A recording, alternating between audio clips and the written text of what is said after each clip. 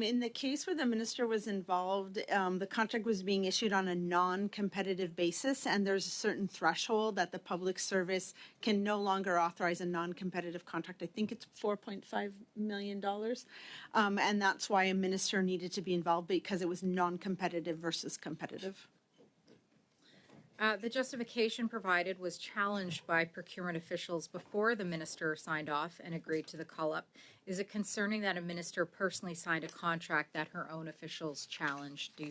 Have you seen this elsewhere? I'm going to see if Nick wants to add something here, but it's my understanding that the minister did not actually sign the contract. They just provided authority to exceed the limit allowed by the public service. He's nodding in agreement. That's great. So. I'll turn to contract chains now.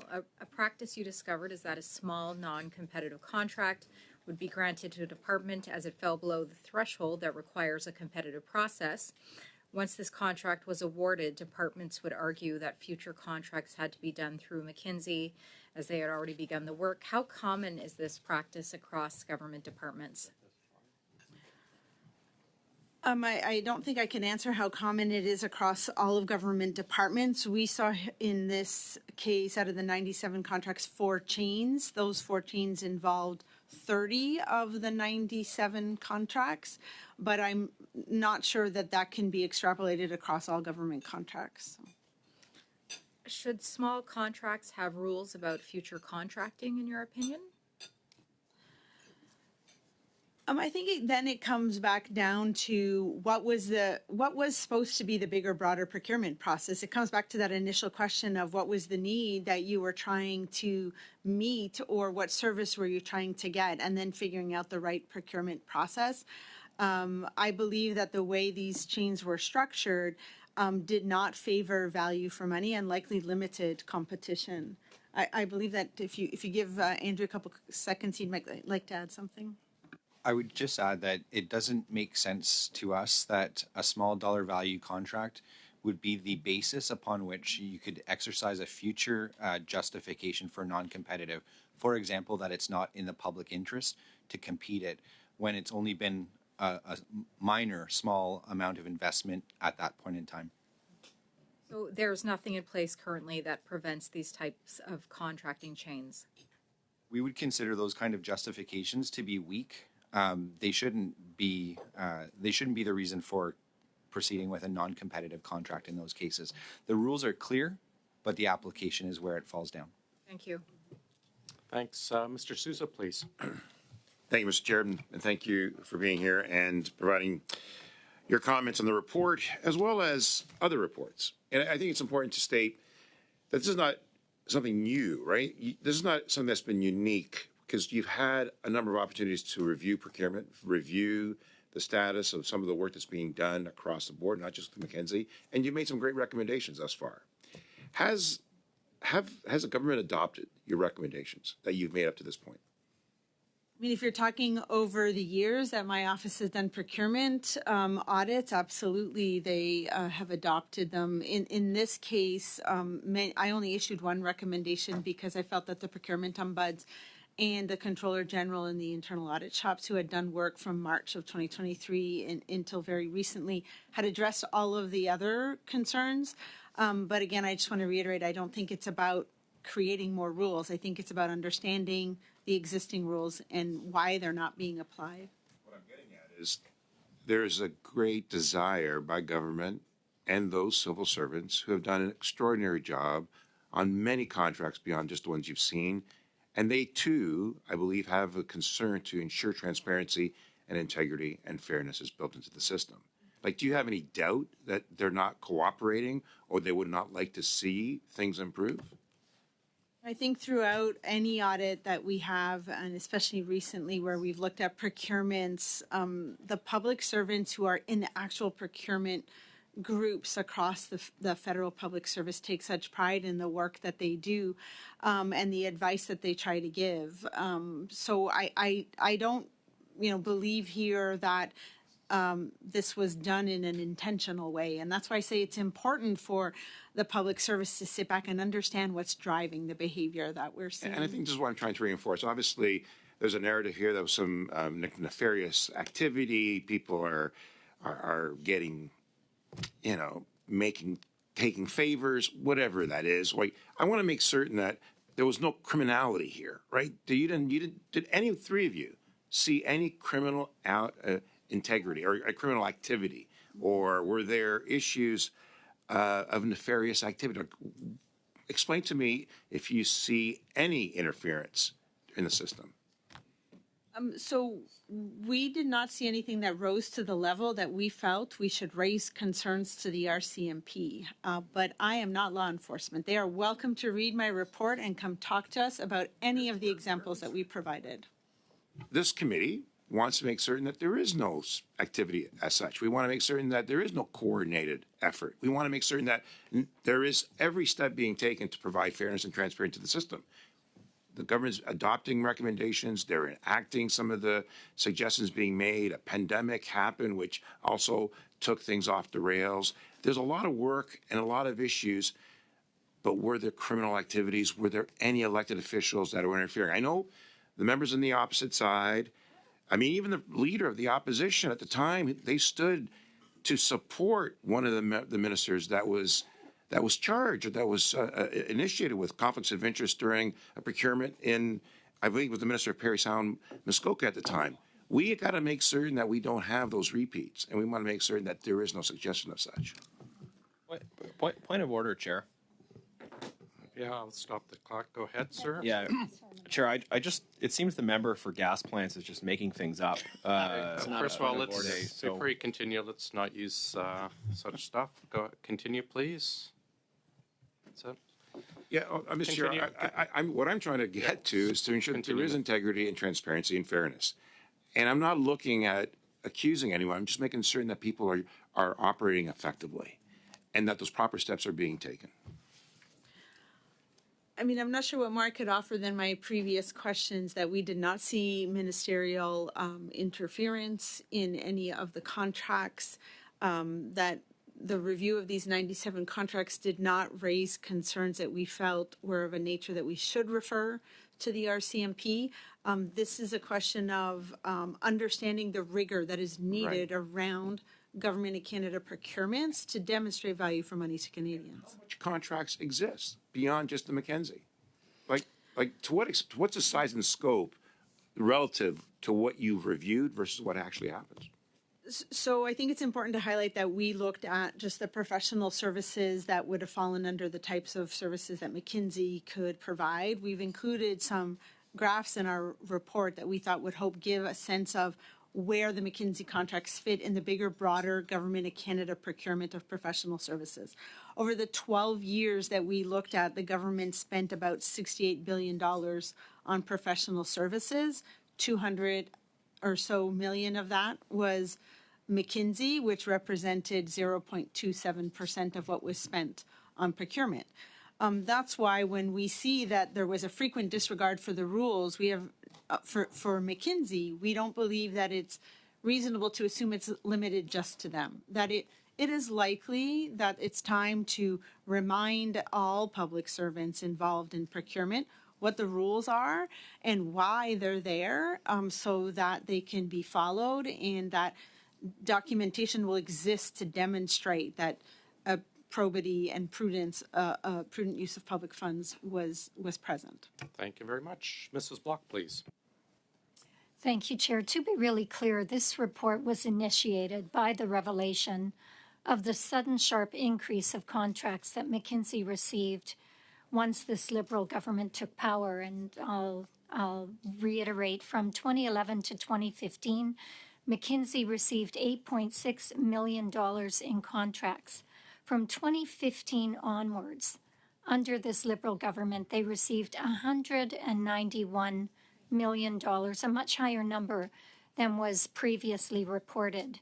So while I agree that it is perhaps a bellwether of what is happening across departments writ large when it comes to a blatant disregard for the rules when it comes to contracting, we did see a very sharp increase in contracts to one individual company.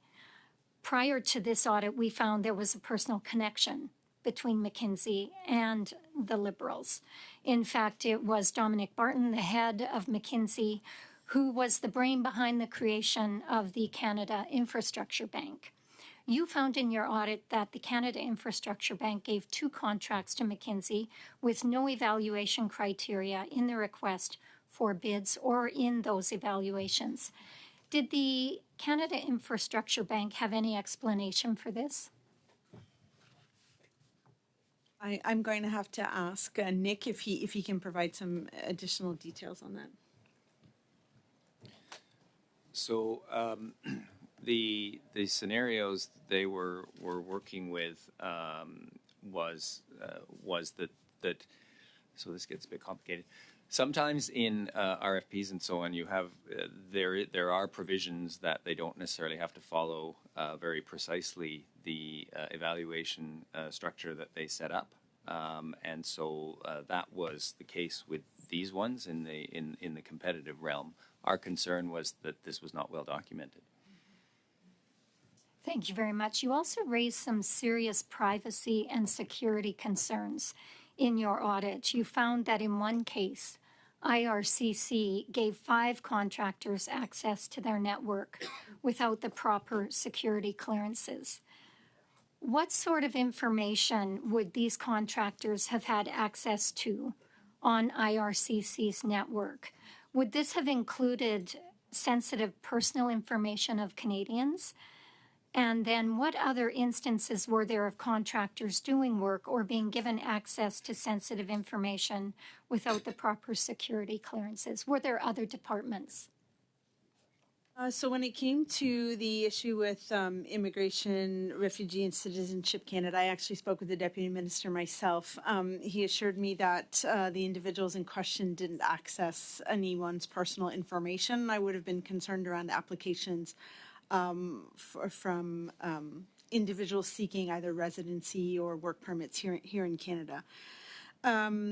When we looked at the security, we found that in the contracts that we sampled, there was 17 that required security clearances in order for the work to be done, recognizing that this is only in the contracts from the departments and agencies, because that's where the government security policy kicks in.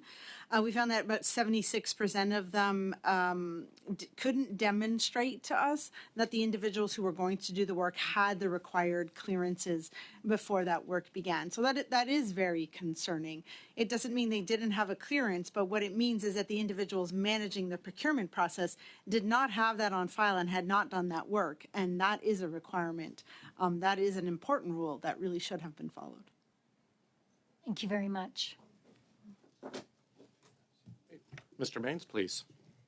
Thank you, Mr. Chair. I'm gonna just go into your work with the Office of the Procurement Ombuds.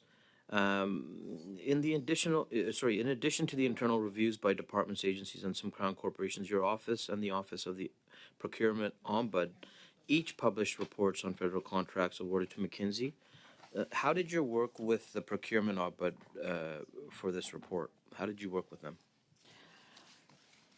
So I might see if Nick wants to add anything, but we did not work with the procurement ombuds. We were aware of each other's reviews. We were both responding to requests for work. Mine was from a unanimous motion from the House of Commons, and his was from a different source. He looks at very specific compliance with procurement rules. And then we were able to bring in the Crown. So we were the first organization able to bring in the Crown since no one else could look at the Crowns. What we found is our findings were very similar, and that's why we outlined what some of the recommendations were coming out of the procurement ombuds as well as the internal audit shops, and that's why we didn't repeat any recommendations. We felt that answers had already been provided. So Nick, I don't know if you wanted to expand at all on how you interacted with the procurement ombuds. I would just add that we did talk to them frequently as they were drawing their conclusions, and asked them, and they provided us with information about what they were seeing on individual contracts, which we then verified against the information that we had to ensure that we had the same understanding of the situation. So the respective mandates ultimately, instead of differentiating things, they were able to find similarities. And in your opinion, was it valuable to have like two arm length offices report on the same topic? Why or why not? What I would tell you that you had actually many independent parties reporting on this. The Controller General would have asked all of the internal audit shops to do work. So where we could, we relied on that work and used some of that work. Then you would have had the procurement ombuds, and then there was my office. I think the uniqueness that I was able to bring is I was the only organization that looked at determining whether value for money had been achieved. But then I am also the only one allowed to audit the Crown corporations and was able to bring them into the story. Up until then, it was just departments and agencies. You indicated 3 right there. Were there other? You said many. Were there other offices that were? Well, the Controller General reached out to all 10 departments and agencies that indicated that they had contracts with McKinsey and Company, and provided them with an audit program that the internal audit shop had to, at a minimum, carry out, in addition to whatever other work they may have wanted to do around the procurement process. So every department's internal audit shop is supposed to be independent of the organization and reports directly to the deputy head on what they find when they do audit work within the department or agency. So we can be assured that this process was quite thorough. I can tell you for sure that our process was quite thorough. We did review some of the work of the internal audit shops and relied on some of their work. So some of their work was excellent, and we were able to use it and add to it where we needed to when it came to determining value for money. I'm going to point to just one area where it says, noting that the other reviews had provided recommendations with similar themes which you support, your report makes a single recommendation, and it's, quote, in the area of conflicts of interest that you believe was not addressed by previous recommendations, end quote. In your view, why might reviews conducted internally or by the procurement ombud not include recommendations addressing conflict of interest? Perhaps they weren't looking for it, but in my view, given the renewed conversation about values and ethics and conflict of interest across the public service, I felt it was important to ensure that conflicts of interest were well managed, especially when I recognize the source of the motion that was passed in the House for me to do this work. So we felt that there was an area where we saw some of the Crown corporations just doing a really good proactive job at self-declaring on whether it was competitive or non-competitive processes when it came to conflicts of interest, whereas the public service was relying on the annual declaration. And I felt that that was a gap, and it was important to close that gap, because making sure that everyone involved in the procurement process has thought through whether they may be in a real or perceived position of conflict of interest was important in order to ensure the fairness of procurement processes. Thank you very much. Mrs. Vignola, please. Merci, Ms. Thank you, Chair. Ms. Hogan, 45% of the contracts with McKinsey are lacking one or more supporting documents. Now, from what I recall, the Government of Canada annually awards about 400,000 contracts. 35% is 185 contracts that may actually be lacking these justifying or supporting documents. So can you actually Can you use that as an example and expand it to the entire public service? Well, I think I'm just going to adjust that percentage. We took a sample of 33 contracts out of 97.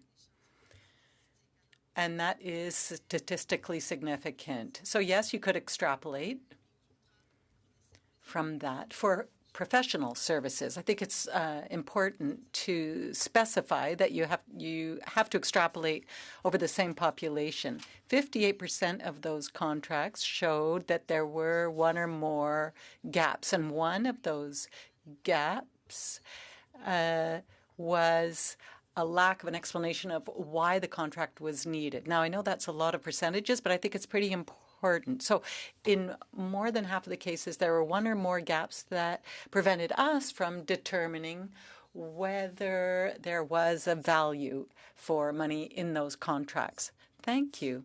There's something else I'm concerned about. It was the issue of accountability was raised earlier, but there's also a fear on the part, perhaps, of public service of being wrapped on the knuckles, and there's a fear of change. So if you're going to, in quotation marks, threaten indirectly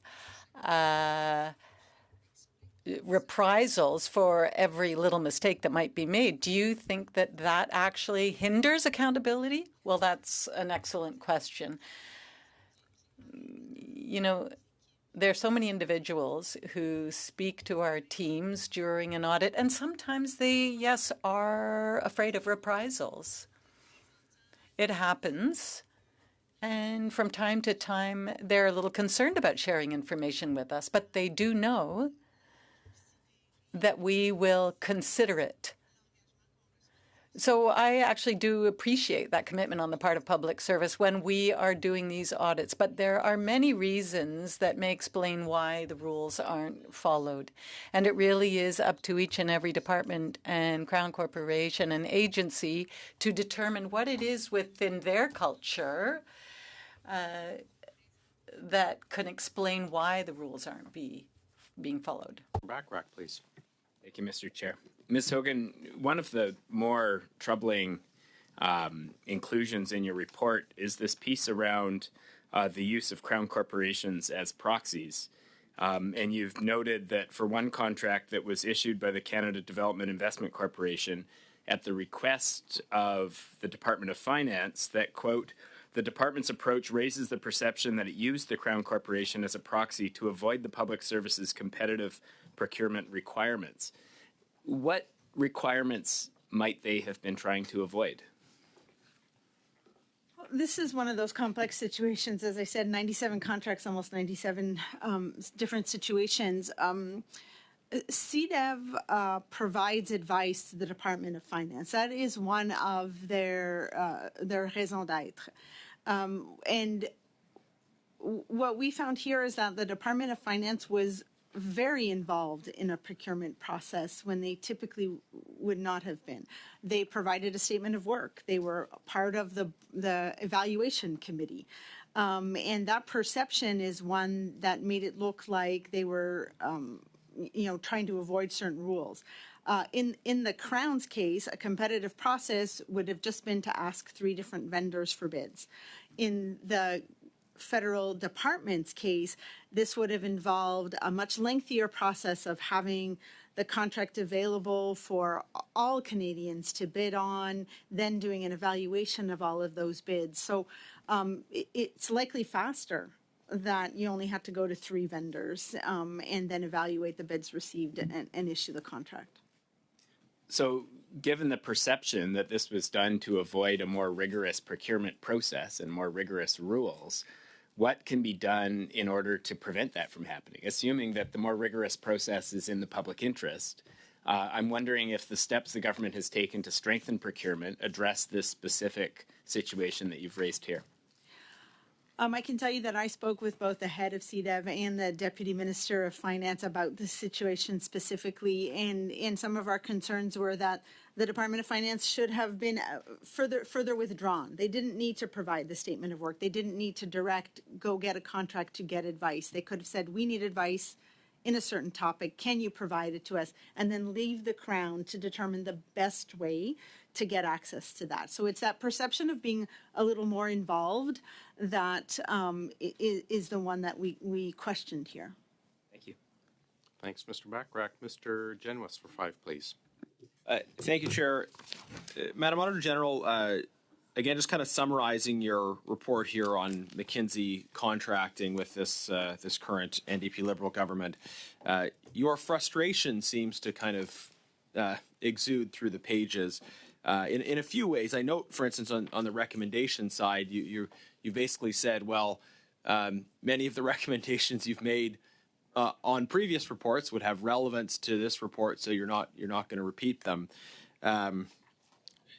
fixing the problems is a simple matter of adhering to the rules, and you note that it's not complicated. There are rules in place. The rules are just not being followed. And it highlights the fact that pointing out the problems is one thing, but the government has to actually be serious about implementing the solutions. And I guess it's frustrating for me to hear the discourse in response to your reports is always very, very deferential publicly from the government, saying, "Oh, we listened, we thank the Auditor General for her work, etc." But then there is a failure to implement the basic solutions, and we have a situation where you have a report coming back saying essentially, I don't need to repeat myself, refer to previous reports for recommendations that would have addressed many of these problems. What can be done to get at this core issue of maybe governments paying lip service to recommendations you've made, but then not taking their implementation seriously? So just a small point of clarification in this report, I wasn't referring to our previous recommendations, but those that the procurement ombuds had just recently issued, as well as the internal audit departments and the Controller General. So when it comes to following the recommendations that we give and actually implementing them, I wish I had the solution, because we often hear, yes, we agree, and then don't see action. But I have to say, following ArriveCan and throughout this audit, we saw that Treasury Board and Public Service and Procurement Canada were already making changes. So that's a positive. What I'm hoping we'll see going forward is that it isn't just a one and done, that there is a recognition that the reminder about procurement rules should happen on a regular basis. And that's why I do believe that every organization needs to make sure that they have better monitoring or better quality control system over all of this. Because while the rules may be confusing at times, they are very clear, and it's how they're applied and then well documented that should be improved. Yeah. Yeah, it is frustrating, I think, to many Canadians that after 9 years of this government, the simple matter of you've got to follow the rules and the rules aren't being followed, and where improvement is characterized as, okay, well, we're going to work harder to follow the existing rules. We're not even talking about existing rules being inadequate. We're talking about a failure to adhere to rules. In the time I have left, I'm going to pass it over to Ms. Kusi. Thanks. Thank you very much, Mr. Chair, and thank you very much, Auditor General. Again, I think given this damning report, Mr. Chair, I'm going to launch into a motion that I've submitted to the clerk. Ça existe dans les deux langues officielles. And it's in both official languages. It's evident that more needs to be uncovered after this report, with where it was determined that there was frequent disregard for the rules of contracting. And again, we see the same players complicit, with 70% of the contracts, that's $118 million, being non-competitive, 4 out of 28 being designed to suit McKinsey, 10 out of 28 contracts where there was not enough documentation, 17 out of 20 departments failing to meet these requirements, 18 out of 19 being off a national master standoff list, that's 76%, which did not have good enough justification, 13 out of 17 not having the correct security clearance requirements, 6 out of 23, that's 22%, did not receive all of the deliverables. And as I said, only 29% through a competitive process. In addition to this motion, which I'm putting forward, Mr. Chair, we see these in incredible amounts. Immigration, refugees, and Citizenship Canada, close to $25 million over 2 contracts. National Defence, $26 million almost over 15 contracts. Public Services and Procurement, more than $26 million over 3 contracts. I will say my counterpart, the president of Treasury Board, her fingerprints are all over this, Mr. Chair. Business Development Bank of Canada, Crown Corporations, which were just brought up, 11 contracts for close to $22 million. Canada Post, whom we just had in here in this committee recently, almost $27 million over 14 contracts. Public Sector Pension Investment Board, over $14 million of contracts, over 18 contracts awarded there. and a single contract, Mr. Chair, awarded to Trans Mountain Corporation. As an Albertan, I'm not surprised by this at all. And with that, I will get into the wording of the contract, and that is, Mr. Chair, I will read it into the record in English. Can I interrupt before you do? Yep. I think we will, because of the time, just excuse our witnesses. I don't foresee us getting to the next round. Thank you, as always, Mr. Hayes, A.G. Hogan, Mr. Sways, Mr. Mariani. Always a pleasure to have you with us. Thanks very much. Sorry, Mrs. Lucy, continue. Thank you very much. The motion reads as follows. That in relation to the committee's study of government contracting with McKinsey, the committee invites Dominique Barton, former global managing partner of McKinsey, Bob Sternfels, current global managing partner of McKinsey, Boyan Gerasimov, former engagement manager of McKinsey and former director of policy to the Minister of Public Services and Procurement Canada, the McKinsey Canada officials responsible for securing government contracts, the President of the Treasury Board and Department officials, the Minister of Public Service and Procurement and Department officials, Department of National Defence officials, Department of Immigration officials, Business Development Bank of Canada officials, Export Development Canada officials, Public Sector Pension Investment Board officials, Trans Mountain Corporation executives, Mr. Chair, and finally Canada Infrastructure Bank officials. So, as I said, Mr. Chair, we have just seen a damning report delivered by the Auditor General here this last week, and we must uncover more. Even she did not have the answers for us today. Even she said that we need to have more information in an effort to really solve both the incompetence as well as further explore the cozy relationship between the Liberal government and McKinsey. We need to get to the bottom of this, and so with that, I am putting forward this motion today. I am moving this motion today, which calls these witnesses in an effort to do that, Mr. Chair. Thank you very much. Merci beaucoup. Thank you. We'll start debate. Mr. Kuzmirchuk, and then Mr. Genuis.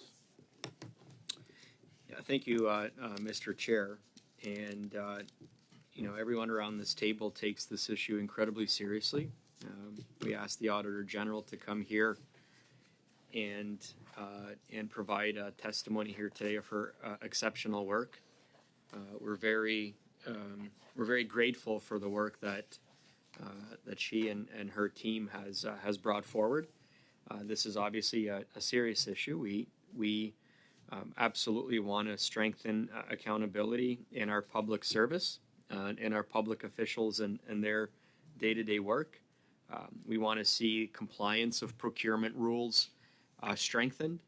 We want to see improvements made in quality control in the work that our public servants do.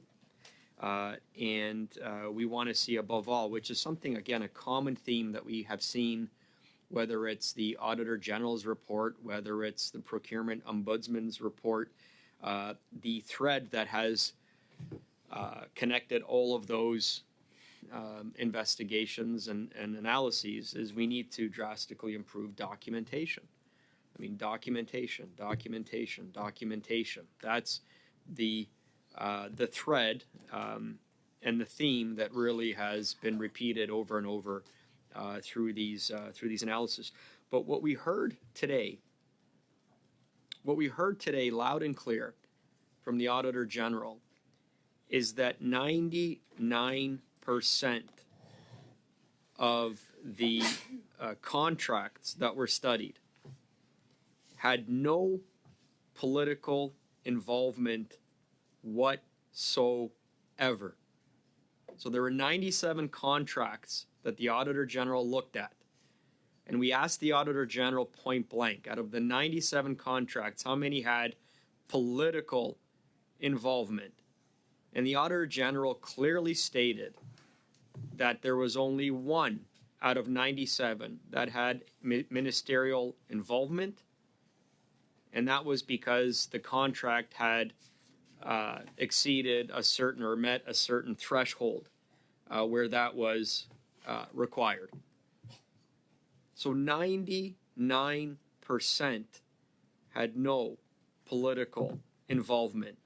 That means No ministers were involved. No members of parliament were involved. No elected officials were involved. This is an issue within the unelected public service and the public sector. Again, compliance with procurement rules, improving quality control, improving documentation. This is the task eternal of the public service.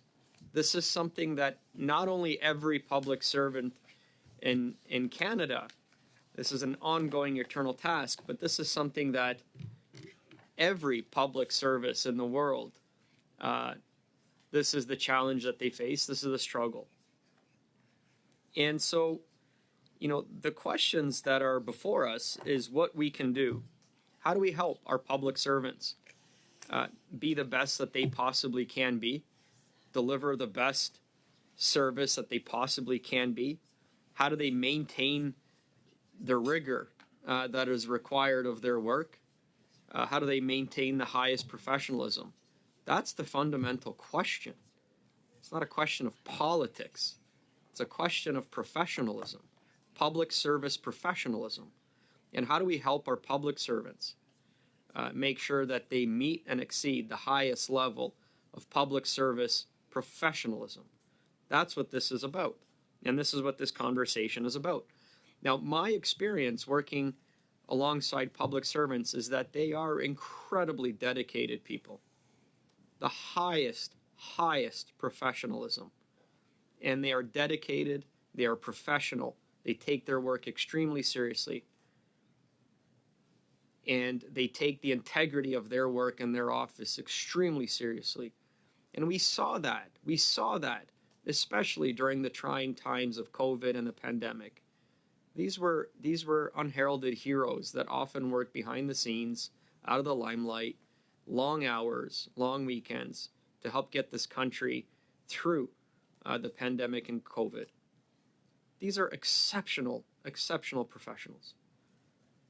And the question that is before us again is how do we help them? How do we help our public servants, our unelected public officials, maintain the highest vigor and rigor of highest standards of professionalism? That's what this is about.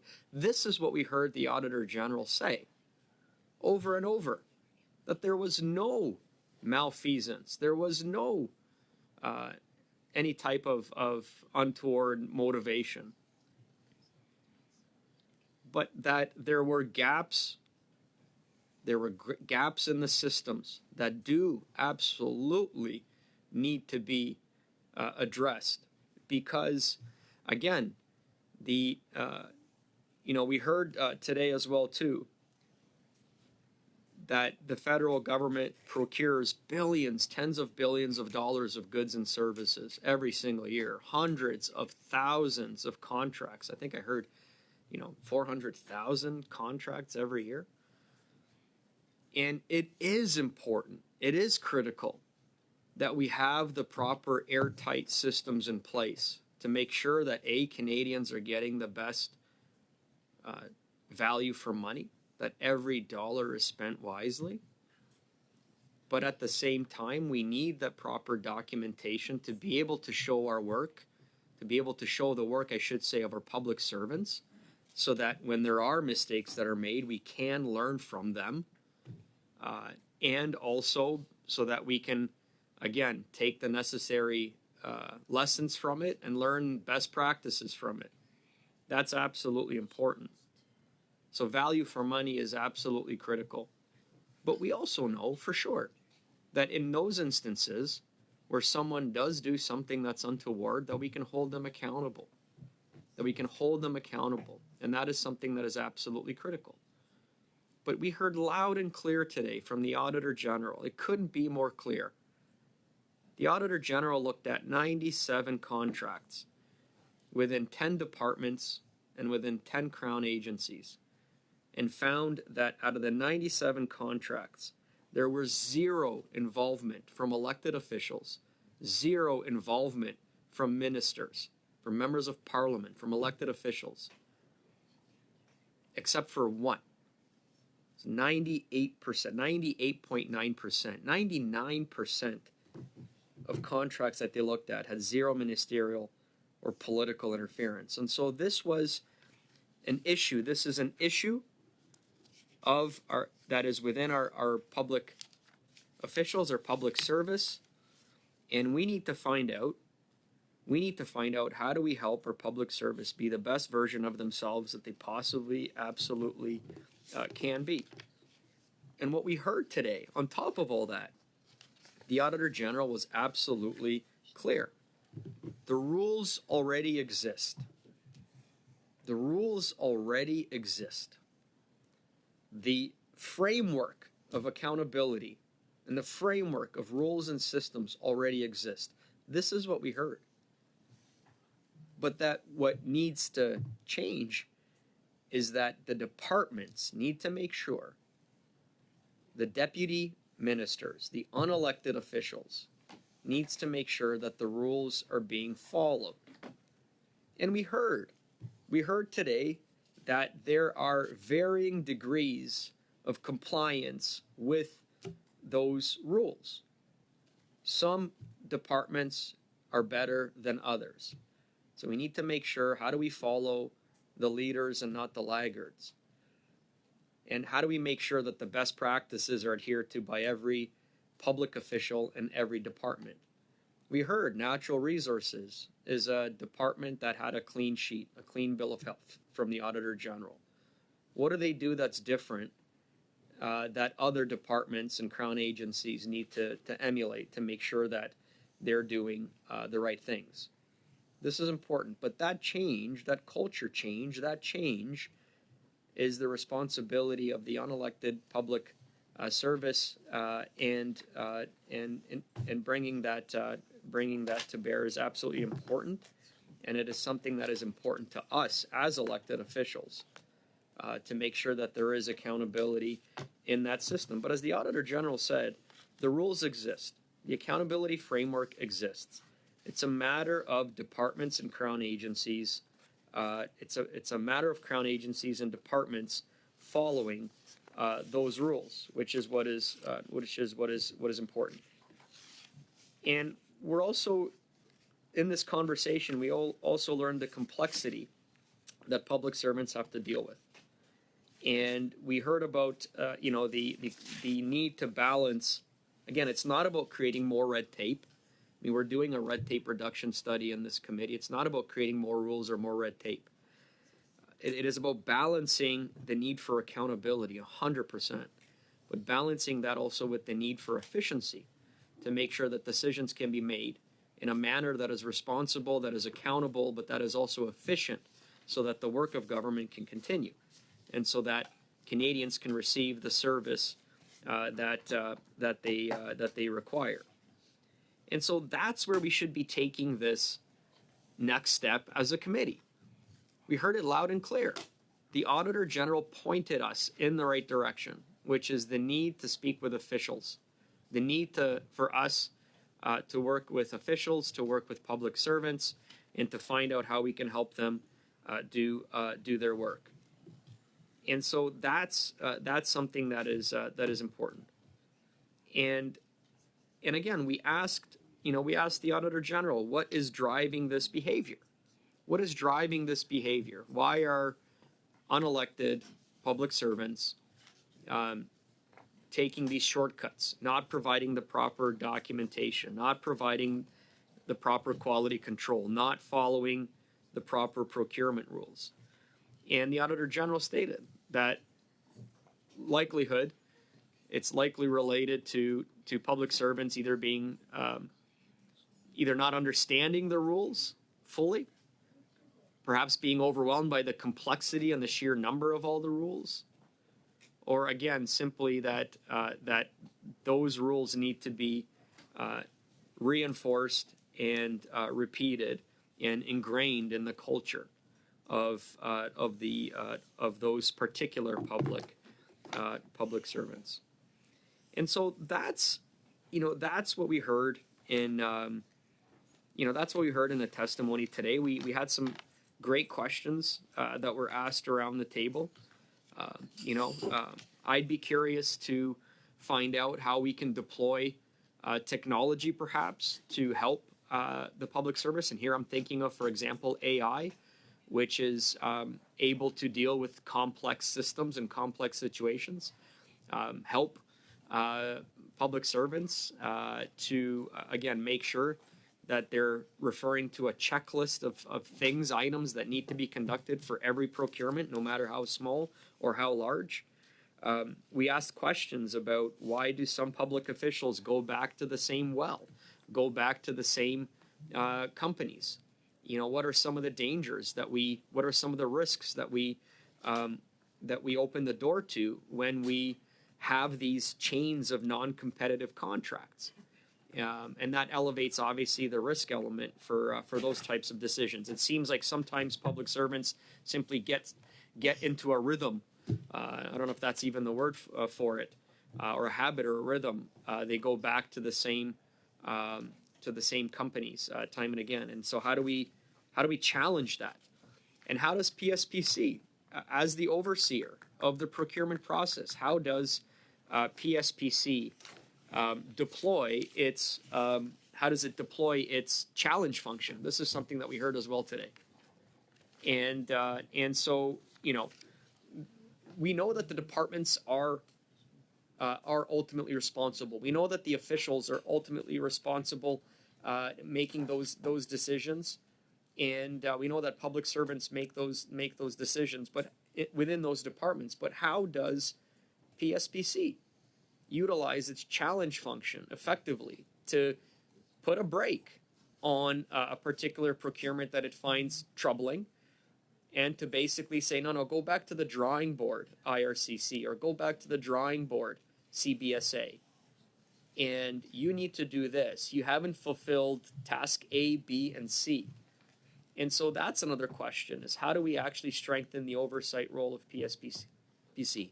But do that without actually grinding the work of government to a standstill. And I think that's the critical element here, is we're trying to balance the need for accountability, the need for having checks and balances, but also the need for efficiency, to not slow down the process of government. Because, again, the decisions that are made here, being made here impact Canadians, whether it's procuring PPE, whether it's procuring vaccines during COVID, whether it's procuring infrastructure investments, strengthening infrastructure, whether it's making sure that the benefits delivery modernization is moving forward so that Canadians and seniors can get their OAS paychecks, they can get their GIS, and so students can get their student loans, and so on and so forth. Canadians depend on a well-functioning government.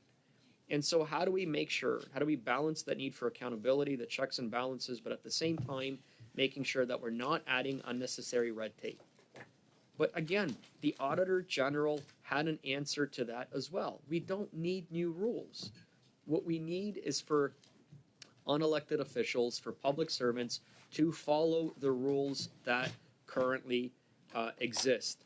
And that is something that is absolutely critical. And so I look at this motion that is here before us, and I'm just had a chance to really read through it now. And the member calls for folks that the Auditor General has already stated has absolutely nothing to do with this issue of these contracts. Dominic Barton, my goodness. There is everything that the Auditor General, everything that the Procurement Ombudsman, every other agency that has looked at this has said this is not about politics, this is not about partisanship, this is not about any type of friendships, this is simply about public servants, unelected public servants, not following the proper rules to its full extent. That is what this is about. And again, calling the president of the Treasury Board a minister, calling the Minister of Public Services here. I mean, again, we've heard time and again today that this is 96 out of the 97 contracts had absolute zero political involvement whatsoever. And so this is what we're talking about here. And so I'd rather us, as a committee, I'd rather us take the next steps, be logical about this, avoid, trying to create what I would say a circus around this, and do the work of this committee. And the next steps be more focused and more surgical about who we, what is the next step of the work of this committee. And I think that's what's important here, and that's what I'm interested in doing. We absolutely want to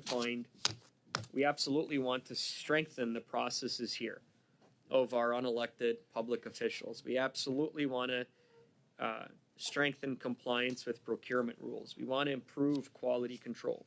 We want to improve documentation. I mean, that really is the gap. When you read all of the reports of the procurement ombudsman and the auditor general, that is what they're saying, is that we need to strengthen documentation. We need to improve the culture of documentation. Show your work. That is what we do. And again, this is something that needs to be improved. And this is what the Auditor General and her work and her team's work, which again we applaud. She's really done us a tremendous service here, raising this issue, shining a light on this issue. And again, the Auditor General has pointed what is the issue and what is the road or what is the path to improving the accountability in our public service. And so with that, I will yield the floor and happily circle back again to continue discussion on this important issue. Thanks. I have Mr. Genuis, then Mr. Sousa, then Mrs. Vignola. Thank you, Chair. Just very, very briefly, Conservatives have put forward a reasonable motion to study the issue of McKinsey contracting with this NDP Liberal government and to call relevant witnesses. The Liberals are trying to prejudge what the conclusions of that discussion might be. I think we should hear from the witnesses. Some of these witnesses are people that are very close to this NDP Liberal government. A former staffer who's also someone who worked for McKinsey, as well as Dominic Martin, someone who has been extensively involved with this government. I'm sure they can offer whatever defense that there is to be offered. The fact is, we know that McKinsey and this NDP Liberal government have a very close relationship. Contracts have spiked under this government over the last 9 years. There's been massive, massive growth in the amount of contracts that McKinsey has gotten. And Liberals would have you believe that the government had nothing to do with this. This was all somehow, as soon as Justin Trudeau became Prime Minister, the nonpartisan public servants were way more enthusiastic about McKinsey than they had been previously. It was purely coincidental that this enthusiasm for McKinsey swept over the unelected public service as soon as Liberals came into office. Meanwhile, Liberals were passive bystanders to the things that were happening in the departments that they were supposed to be running. I don't buy that, Mr. Chair. I don't think you should buy it either. But in any event, let's hear from the witnesses and let's get to the bottom of what happened. Thank you. Mr. Sousa? Thank you, Mr. Chair, and I appreciate the concerns that all of us share in terms of trying to foster solutions, improvements, and value for money in the work that's being done through procurement throughout the system. And notwithstanding some members' childish name-calling of the activities involved, it's important that we take the proper steps to ensure corrections are taken. And we've noted that there's been shortcomings in the system. It's been noted by the Ombudsman and by the Auditor General on previous occasions. Recommendations have been made and have been adopted. And we continue to move forward to find and foster those improvements. The value for money audit is something that's concerning all of us. And certainly the Auditor General explained that it wasn't just she wasn't able to say that there was no value for money. She wasn't able to assess value for money. And that's concerning, right? I mean, the idea is to ensure that there's a focus on the needs when we look for the procurement, that we have an understanding of the expected deliverables, and then the provided outcomes exist so that ultimately there is an intent of proper achievements with respect to those contracts and procurement to assess value for money. And the Auditor General noted that in her comments. And, you know, some of the operations and some of the contracts that have been fulfilled and some of them which are still ongoing have had a need, and there are issues as to why we require those partnerships. Now, some around the table have also suggested maybe the civil service and they should be hired as opposed to being contracted. In other words, hire more individuals into the system and increase our bureaucracy to do some of this work. But the Auditor General in her comments also noted that that wasn't feasible either. And she made it very clear that there was no interference or elected officials' engagement or previous activities as had happened in the previous government. They haven't been reflected here. And that is important because the rigor of the system must be maintained. And she also referenced that there was nothing unique in regards to the Mackenzie per se because the situation had been addressed already. There were a number of concurrent engagements that were being reviewed. And I do like her recommendation for a standardized conflict of interest disclosures that would be broadly adopted across all departments to provide some uniformity in that regard. But there was no coordinated effort. There was there's reputable companies that have been involved in procuring contracts to the government of Canada, as in this recent government, in the government of today, as well as it was in the past. Mackenzie's been used by other levels of government throughout Canada and throughout the world. So the purpose here is to ensure that proper procedures are taken in place. I think that's what the Auditor General is recommending. The politicalization of the situation is, I think, part of the motivation here, and doing more YouTubes and so forth on the part of the opposition. They'll streamline some of these activities as of outcomes of today. But what we need to make sure is that we provide greater integrity in the system and we provide further transparency in the system for the benefit of Canadians, not for trying to promote some partisanship or using cute phrases and so forth. These are real issues, Mr. Chair. These are real issues that matter to Canadians and that matter to the members of this committee. And we want to make certain that we look at them in a holistic manner. We have reviewed the very individuals that are being asked to come before this committee have already appeared on many occasions, and we've already been discussing the process of procurement. We've already adopted some of the measures that the Ombudsman and others have suggested that we take.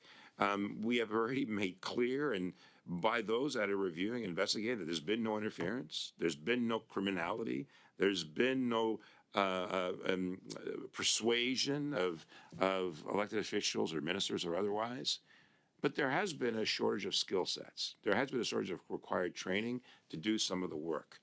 And that is what has been reported. The size and scope of some of the activities are also of concern, right? We have a lot of contracts well beyond that Mackenzie has been reviewed by. We have many others. So those initiatives and those monitoring systems must be applied throughout the system. And that's what I believe is more concerning to all of us, that those proper procedures do take place. And we are trying to be proactive. I mean, we've been proactive by requesting some of the reviews and investigations, and those that have fallen short, we've had corrective measures, and some have had disciplinary measures.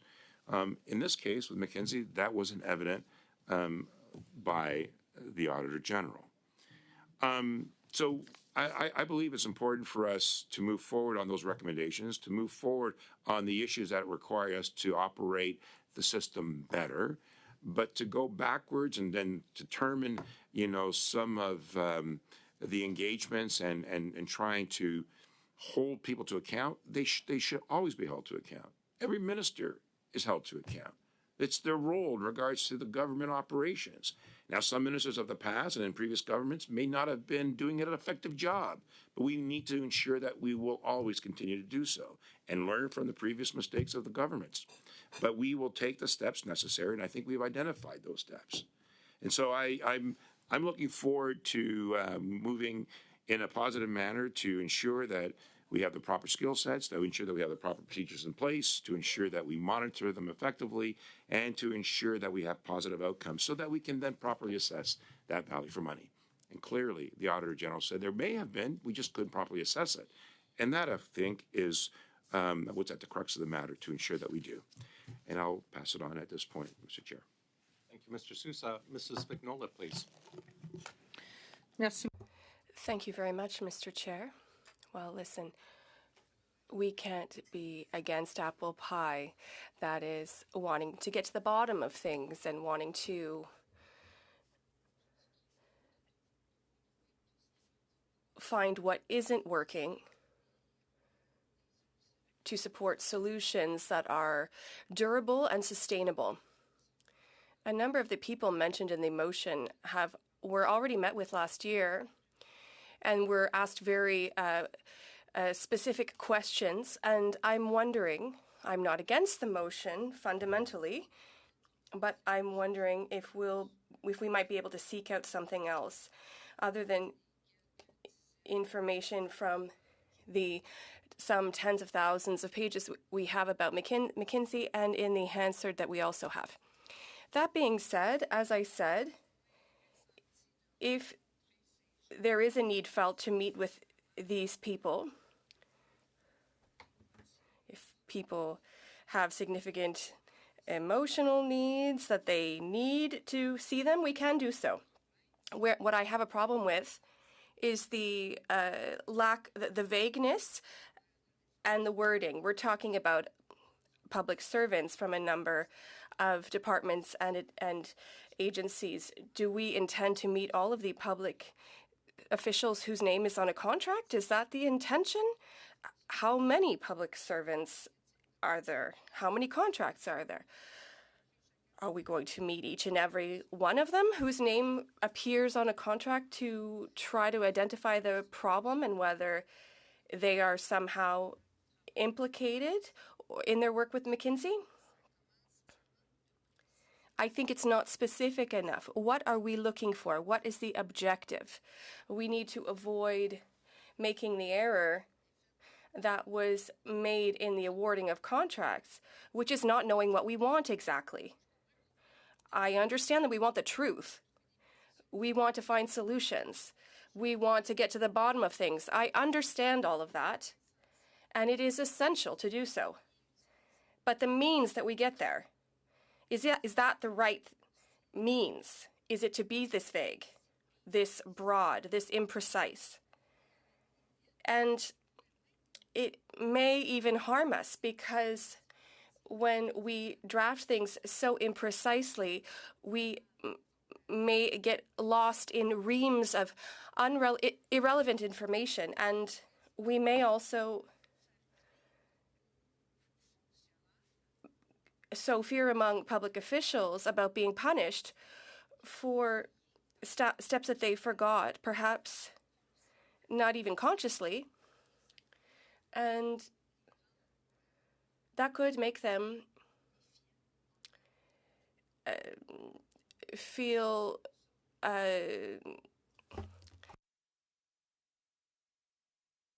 distrustful of the committee. And so what are we ready to do as a committee? All of that needs to be answered. As I said, studying McKinsey, studying the contract awards, yes, of course, that is important. There is something very abnormal and unusual to see that 58% of contracts did not have justification. And I will reuse the word. It is just shocking. It's flabbergasting.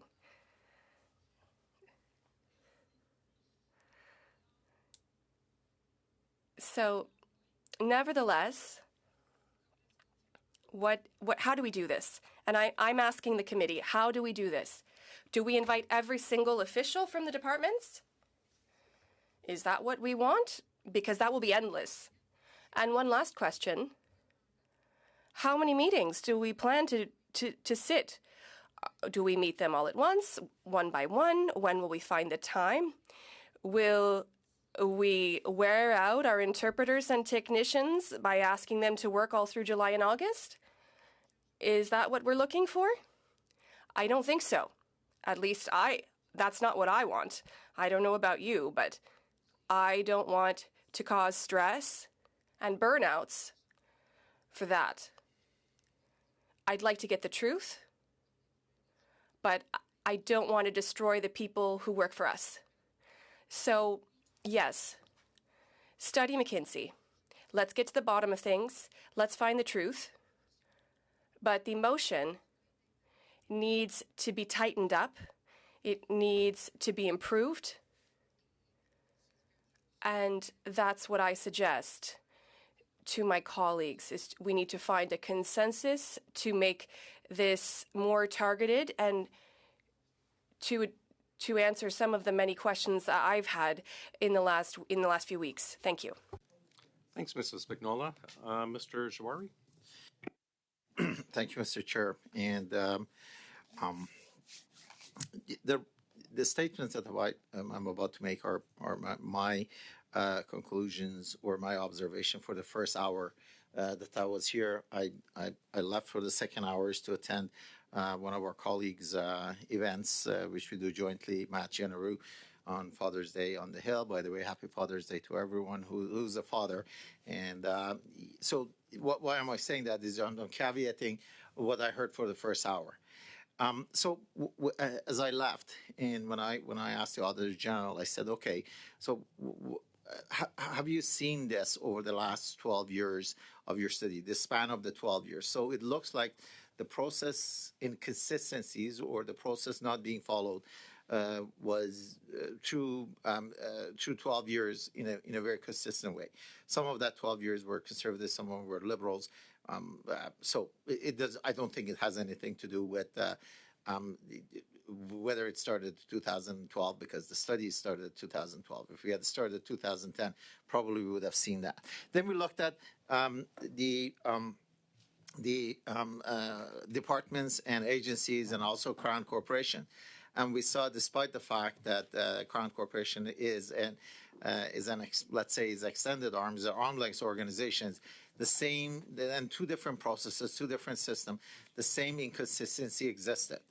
And then we ask, well, what is your conclusion? And the conclusion that one of the conclusions she could come was that this is a very complicated process. It's lengthy, it's cumbersome, and also, despite the fact that the delegation of authority has been assigned to the deputy ministers, they assign it to lower level, and probably the lower level are not trained, especially when you look at, the timing of when these contracts were being awarded. Also, I recall there were instances that the department or the ministry or the Crown Corporation was waiting for this master service level agreement, which I believe it gives them the flexibility to be able to get around some of these complexities. So the next logical question, had I been in the committee and I had a round, would have been, okay, we saw the peak in 2021 and 2022. What was happening during that area? And why do we see an increasing trajectory of expenditure? If you look at it, and I'm sure whether some of my colleagues pointed out to it or not, this government inherited a set of services and a set of back-end technologies, etc., that really needed attention, and it had a very progressive and aggressive agenda. And for us to be able to do that, we had to make sure what are the best practices around the world. And McKinsey is one of those organizations, not the only organization, but one of those organizations.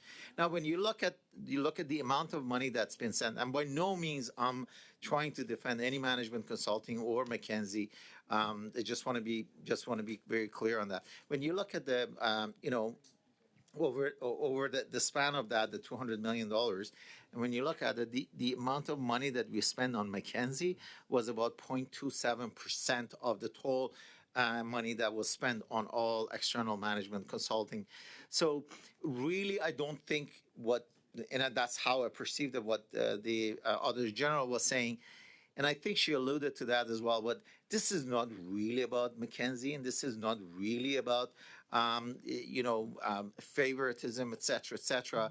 It was a combination of processes not being followed, processes being too complicated. People probably, if you look at some of those performance requirements, and I'm just reaching really out there. If you look at some of the performance requirements, if your performance and your bonus is depending on getting something done, and then you're cumbered and you are let's say handcuffed with a process which is lengthy and complicated, you're going to find creative ways to be able to get your job done. And that the whole concept of master service level agreement could be one of those ways that you get creative around being services. And it could be that the use of master service level agreement, which is an umbrella, and then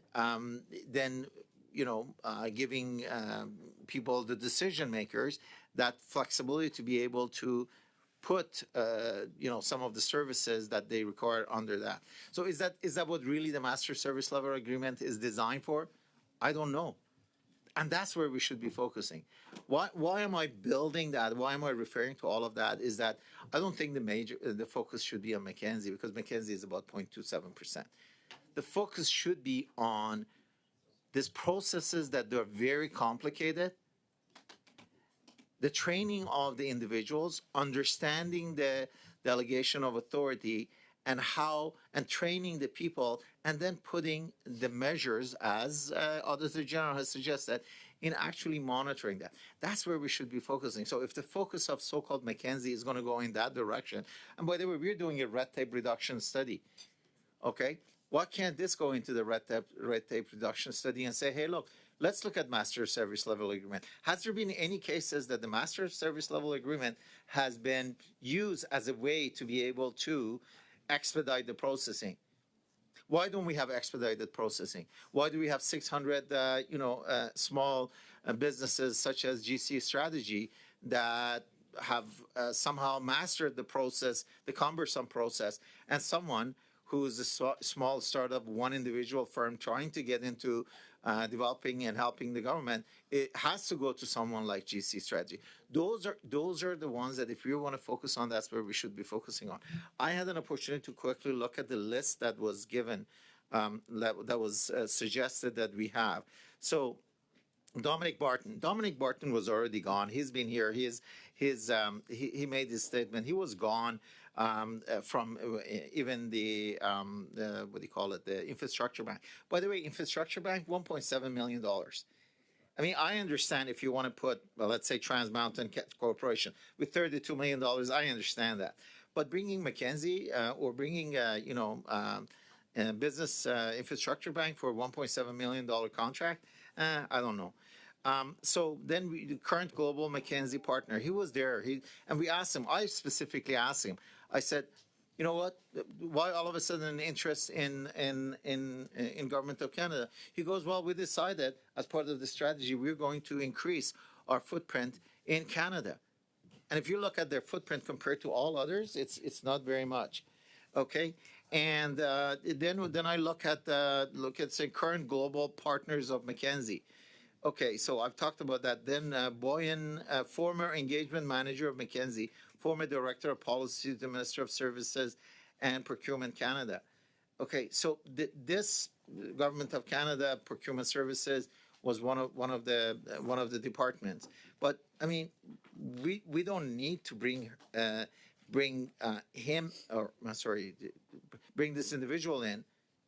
Okay, President of Treasury Board, estimate 8. President of Public Services, estimate 8.